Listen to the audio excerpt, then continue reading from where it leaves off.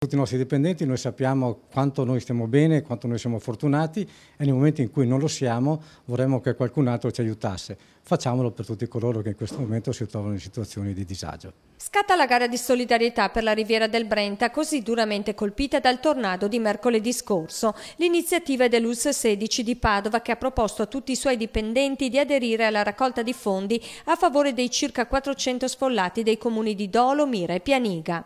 In questo caso abbiamo fatto un appello attraverso una lettera del direttore generale a tutti i dipendenti, quindi dirigenti, infermieri, impiegati, psicologi, biologi, a tutti coloro che lavorano da noi, perché possano versare o possano dare o possano consentire un contributo volontario per quanto essi possono volere. La comunicazione della direzione generale è partita ieri. Si propone di destinare in modo volontario una somma dello stipendio di agosto e settembre alle persone rimaste senza casa e agli imprenditori che si sono visti l'azienda distrutta dalla forza del vento. Intanto le temperature continuano a salire in tutto il Veneto, il caldo che si intensifica e la paura che un fenomeno analogo si ripeti è palpabile, ma secondo gli esperti al momento le condizioni non ci sarebbero. Condizioni per adesso non ci sono, c'è possibilità, ripeto, di qualche temporale sui rilievi, proprio temporali cosiddetti di bel tempo. Condizioni perché si verificano fenomeni così intensi ancora non ce ne sono.